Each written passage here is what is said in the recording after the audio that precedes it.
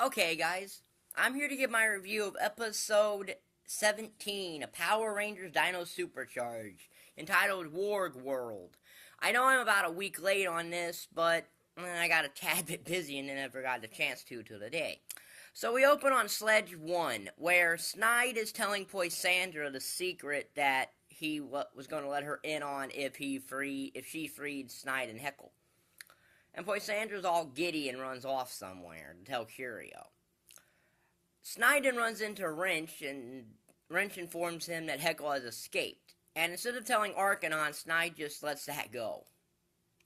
So down at the Dino Museum, we see the Rangers and their new attraction for the museum, Worg, a robotic caveman, which Coda really likes because he's like Coda, but causes a lot of mayhem, from taking toupees off of people to nearly killing someone by throwing a spear at their head.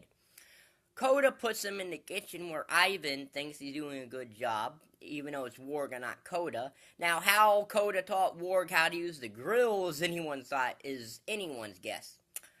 But that doesn't go well, because at the mention that Coda almost gave Ivan a heart attack, Worg starts throwing all the kitchen ingredients, tomatoes, lettuce, and all this kind of thing. So Riley and Shelby are now taking the Worg sign out, and Tyler is getting ready to get some new tomatoes when Amber Beach is attacked by two monsters with an instrument. Conductro and his other one that I don't think they ever said the name of. But they play the trumpet, which turns everyone who hears it into zombies. Riley at first hides his ears because he hates trumpet music, but Zombie Shelby and Zombie Tyler take his hands off his ears and they turn into zombies. Coda finds this out and Chase comes in, but Chase's headphones drown it out until he takes them off to hear what the commotion is, and then he turns into a zombie. So then Coda gets the trumpet off, and that breaks everyone's spell temporarily. And then the Rangers morph up. They get the trumpet away from Conductoro, temporarily breaking that spell. Conductro asks Arcanon for another chance, but Arcanon's too impatient and wants things done a different way. That's going to be something for later.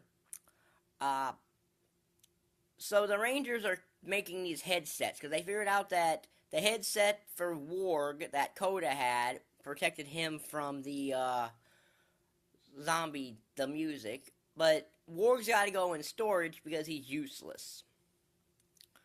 And Coda said, and this is actually the only plot development of this episode, is Coda gets some plot development, or character development, about how he still has trouble fitting into the 21st century. So, Kendall's going to make these little things, these headsets. Now, on the same frequency as Chase's headphones. Now, I should logically say that, given that this is reaching Amber Beach, wouldn't this have affected James, the Aqua Ranger? It may not have reached Prince Philip and Xandar, but, and for that matter, wouldn't Kendall, Xenowing, and Keeper have heard this? Power Ranger logic. So, the Rangers don't want to fight the town full of zombies, but they have no other choice. Coda has an idea, though, and he tells Worg to attack, and Worg chase off the zombie townspeople. And then the Rangers go and they find where the music's coming from. It's on a record player, which Shelby just calls a device, because, it's the modern era, and only people like me are old enough to remember record players.